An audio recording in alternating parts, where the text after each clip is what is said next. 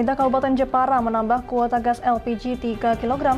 Hal ini disebabkan peminat gas LPG meningkat selama bulan Ramadan. Dua jalur alternatif pilihan pemudik yang menghubungkan pusat kota Brebes ke Kabupaten Tegal mengalami kerusakan. Perbaikan dipastikan selesai sebelum Lebaran. Dalam serba-serbi Ramadan, tim Lingkar TV akan mengajak pemirsa untuk berziarah ke makam pendiri Masjid Baitur Rohim Gambiran, yakni makam Kiai Cunggrung. Selamat sore pemirsa, bersama saya Amanda Soraya, inilah Jateng hari ini. Anggota Komisi 2 DPR RI Rianta mengunjungi kantor Dinas Kependudukan dan Pencatatan Sipil atau Disdukcapil Kabupaten Pati. Dalam kunjungan tersebut, Rianta mendapat beberapa masukan yang nantinya akan disampaikan kepada pemerintah pusat terkait dengan peningkatan pelayanan yang ada di Disdukcapil Pati.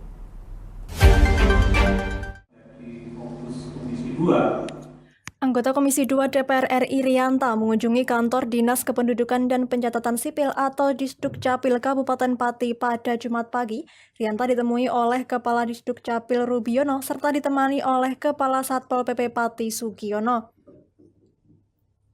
Dalam kunjungan tersebut, anggota Komisi 2 DPR RI Rianta mengungkapkan mendapat beberapa masukan untuk kemudian disampaikan kepada pemerintah pusat terkait peningkatan pelayanan di Disdukcapil Kabupaten Pati.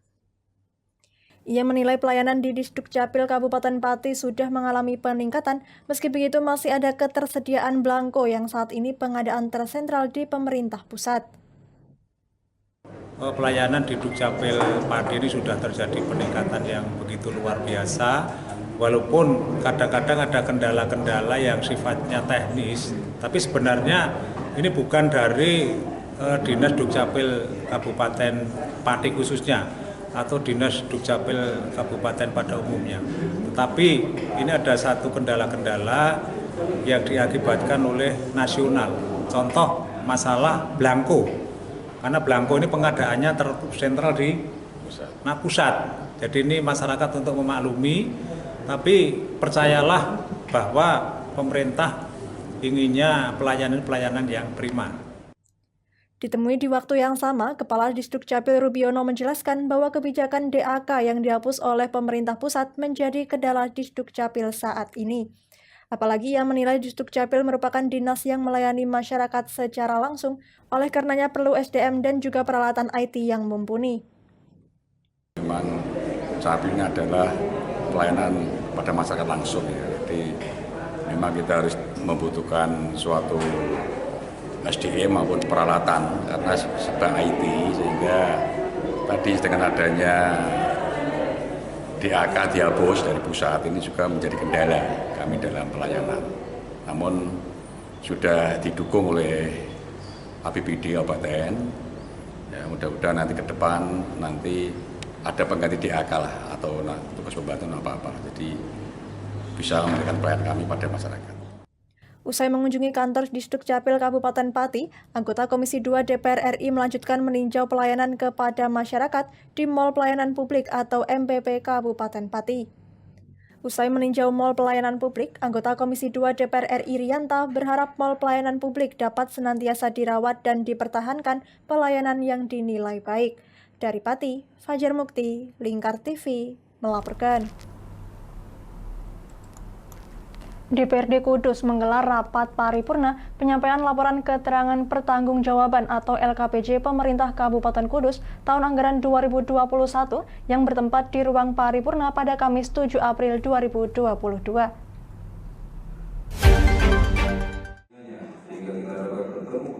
Dalam rapat paripurna penyampaian LKPJ tahun anggaran 2021, turut hadir Ketua DPRD Kudus Masan, Bupati Kudus HM Hartopo, Wakil Ketua DPRD Kudus Mukhasiron, Wakil Ketua DPRD Kudus Tri Erna Sulistiawati, Wakil Ketua DPRD Kudus Sulistio Utomo, juga segenap anggota DPRD Kudus, jajaran Forkopimda dan yang mewakili, serta OPD Kabupaten Kudus dan OPD terkait yang hadir secara fisik.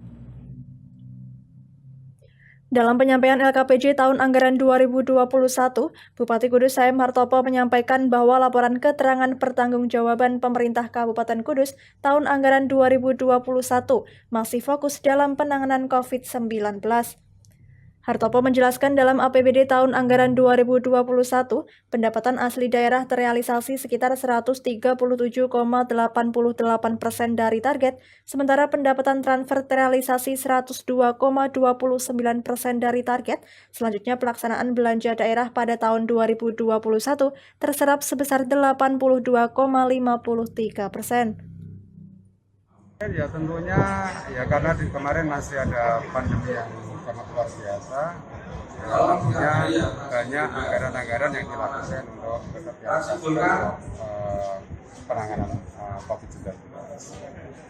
Maka dari itu untuk harapan kami dan dua ini COVID juga tidak ada, walaupun ini masih dianggarkan dana TT, tapi ternyata banyak untuk perbaikan yang lain, termasuk kemarin hasil bencana kan banyak sekali ya untuk itu.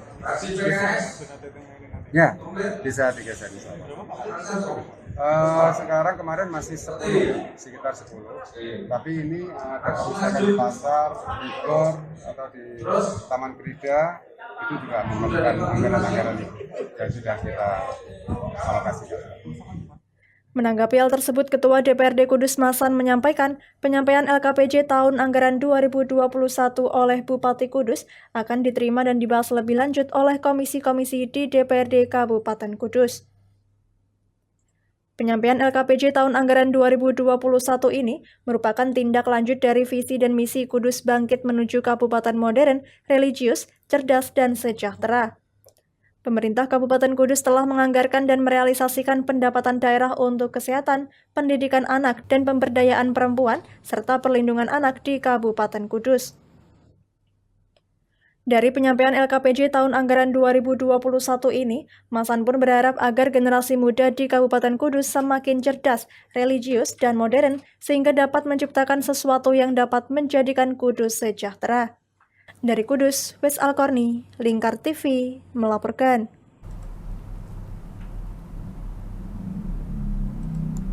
Arus mudik Lebaran 2022 semakin dekat, namun sejumlah jalur alternatif di Kabupaten Brebes, Jawa Tengah kondisinya rusak.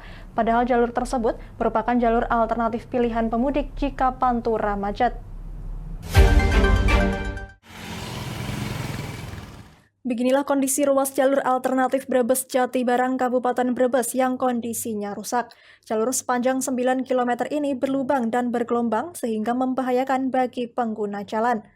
Kondisi serupa juga terjadi di ruas Ketanggungan Songgom sepanjang 7 km. Ruas jalur ini juga berlubang dan bergelombang, sementara sejumlah titik lapisan aspal nampak mengelupas.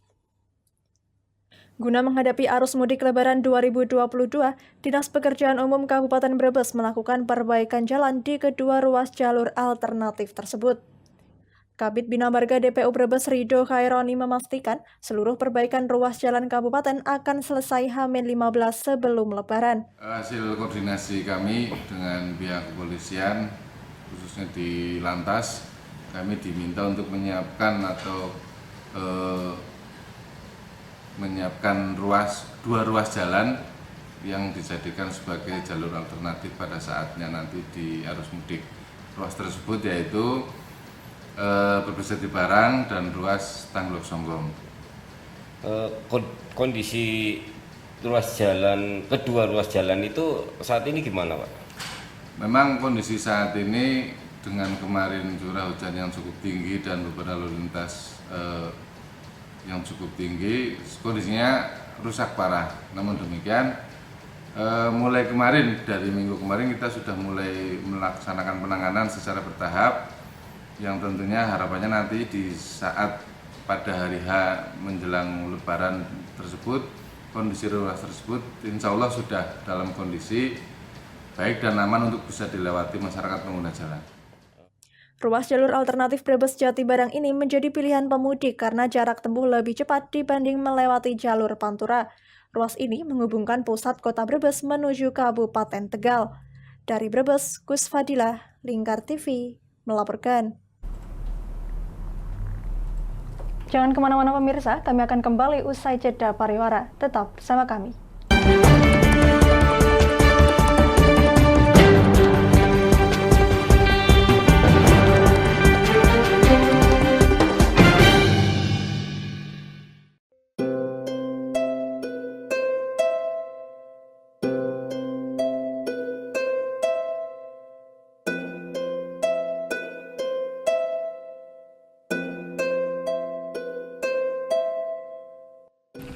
Wah iki yo siaran TV wah apik temenan. Filme cocok karo suasanane.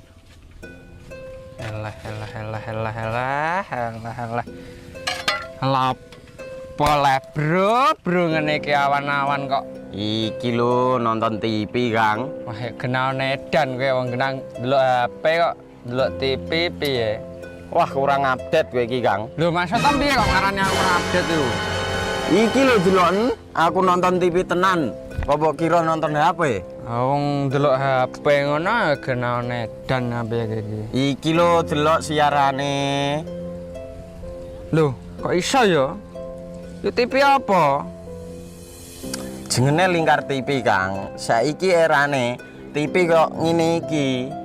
Kok Lingkar TV nek dia awak dhewe panggone iso nonton TV lewat HP. Kok ngene iki. Ana film-film ngene iku ya? Iya, filme apik-apik kaya ngene iki. Awak dhewe nek sawah leren mbut gawe iso leren ndelok film-film ngene iki. Padha iso ngene iku. Iso, ora ketinggalan karo cah-cah kae. Duh.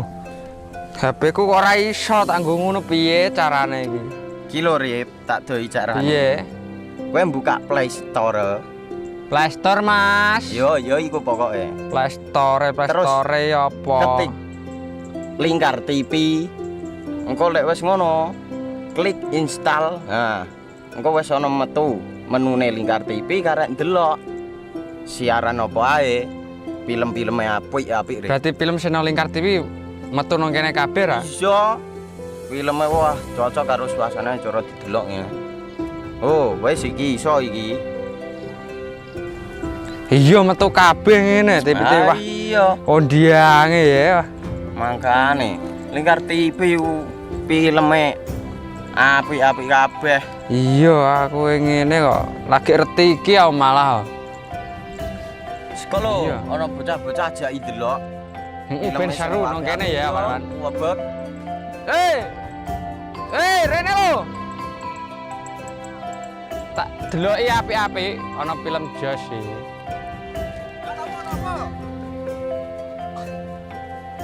Rene go Rene. Oh iki lho tak deloki film nang Lingkar TV. Solutif dan terpercaya. Tonton siaran Lingkar TV melalui aplikasi Lingkar TV di Play Store. Dengan cara ketik Lingkar TV di pencarian Play Store, kemudian tekan install. Mudah bukan? Nikmati tayangan-tayangan menarik dari Lingkar TV kapanpun dan dimanapun Anda berada. Tinggal tekan menu Lingkar TV di HP Anda dan selamat menonton!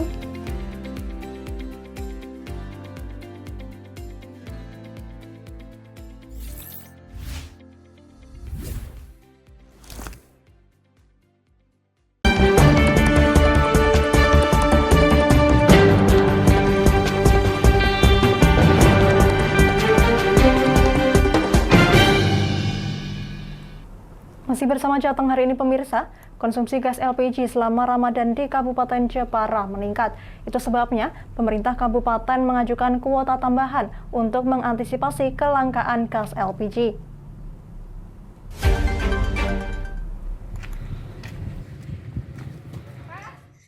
Pemerintah Kabupaten Jepara mengajukan kuota tambahan gas LPG 3 kg. Hal itu untuk mengantisipasi kelangkaan akibat lonjakan konsumsi gas LPG. Bupati Jepara Dian Kristiandi mengatakan saat Ramadan seperti sekarang terjadi peningkatan konsumsi gas LPG. Peningkatan konsumsi itu lebih kurang 2% dari hari-hari biasa. Bila pada hari-hari biasa dalam sebulan membutuhkan 900.000 tabung gas LPG 3 kg, maka selama Ramadan ini akan ditambah sekitar 18.000 tabung. Peningkatan konsumsi gas LPG tidak hanya terjadi pada konsumsi rumah tangga, namun juga pada sektor usaha mikro, kecil, dan menengah atau UMKM. Pembagian kuota tambahan nantinya berdasarkan persentase kebutuhan tiap agen. Saat ini terdapat 17 agen gas LPG di Kota Ukir. Survei di lapangan dan database yang ada itu sehingga ditemukan kebutuhan real masyarakat ada kenaikan 2%. Nah, kita mengajukan kenaikan tersebut kepada pihak Pertamina agar supaya kebutuhan di Jepara ini terpenuhi. Di selama ini kebutuhan per bulan itu 900.000 tabung lah yang dibutuhkan di masyarakat gitu ya. Sehingga dengan intensitasnya di bulan puasa ini memang warga masyarakat kebutuhannya untuk memasak dan seterusnya itu ada peningkatan, dan kajian kita menemukan sejumlah angka 2% kenaikan. Ya, kita lakukan permohonan untuk direalisasi ada penambahan tabung-tabung yang ada di Jepara, sejumlah 2% dari angka tadi yang saya sebutkan. Kuota gas LPG 3 kg tambahan diharapkan pada akhir pekan ini bisa didistribusikan kepada masyarakat. Mengingat saat ini harga eceran gas LPG 3 kg cukup tinggi lantaran terbatasnya stok gas LPG yang ada di pangkalan. Dari Jepara, Robi Sani, Lingkar TV, melaporkan.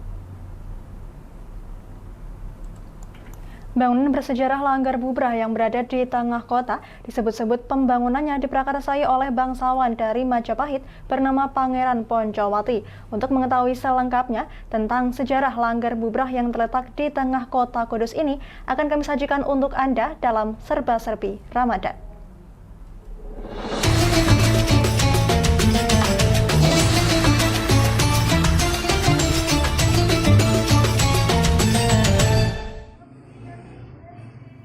Bangunan bercorak Hindu itu masih dapat disaksikan hingga kini karena ada peran kebijaksanaan Sunan Kudus pada saat itu.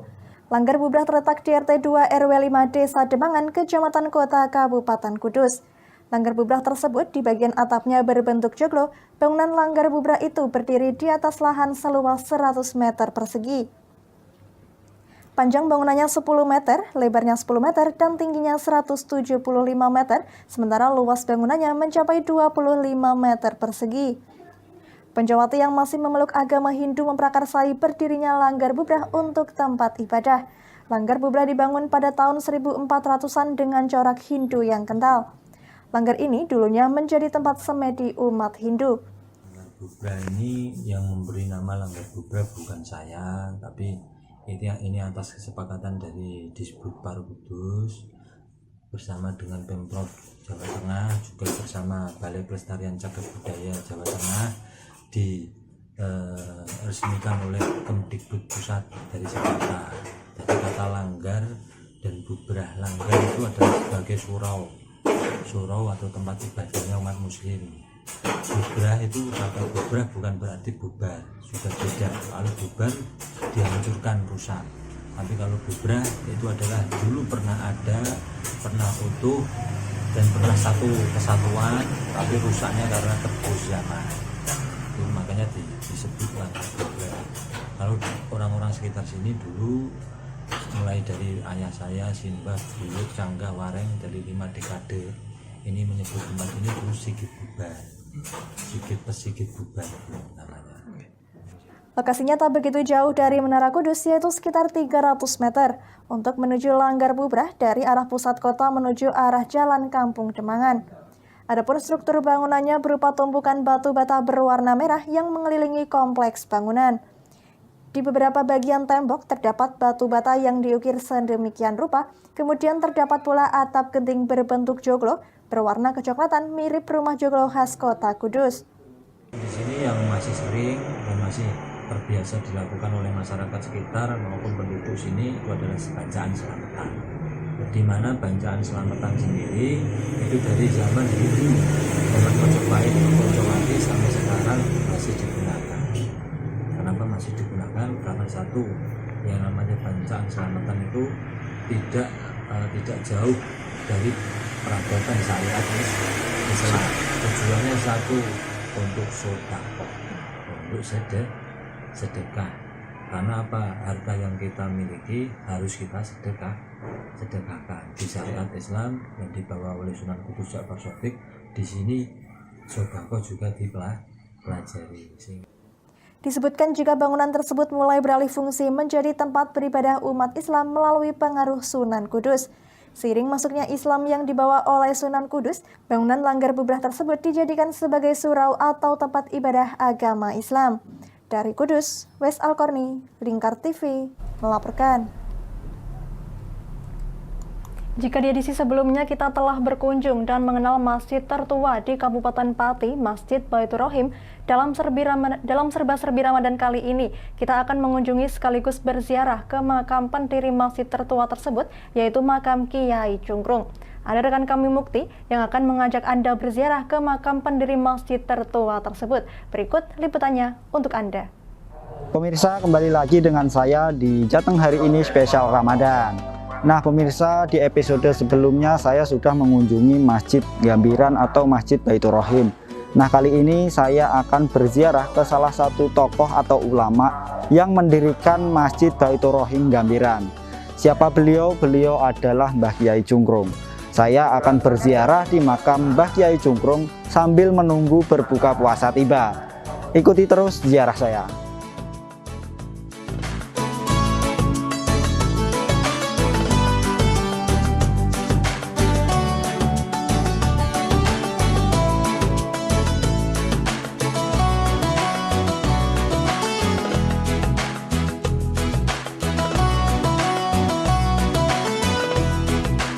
Jika perjalanan saya sebelumnya menyusuri Masjid Baitur Rahim Gambiran yang konon diyakini sebagai masjid tertua di Kabupaten Pati, perjalanan saya kali ini adalah berziarah ke makam pendiri Masjid Baitur Rahim Gambiran, yakni makam Kiai Cungkrung. Makam ini terletak di sekitar 50 meter di sebelah selatan Masjid Baitur Rahim Gambiran. Kiai Cungkrung dikenal dengan nama Cungkrung karena kebiasaan beliau bersujud. Cungkrung dalam hal ini berarti sujud. Hingga saat ini tidak diketahui siapa nama asli beliau. Oleh karenanya masyarakat menyebutnya Kiai Cungkrung karena kebiasaan beliau bersujud dalam sholat.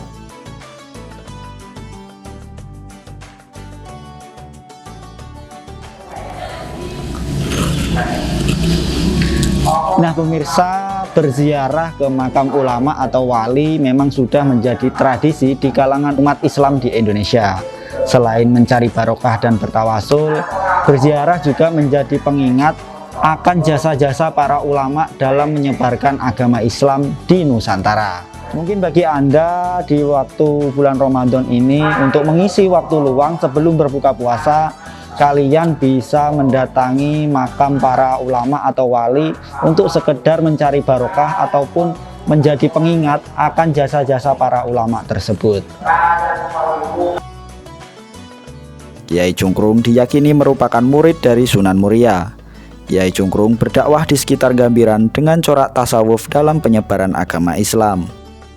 Tokoh yang diyakini masyarakat sebagai waliullah ini diperingati haulnya setiap tanggal 1 Suro.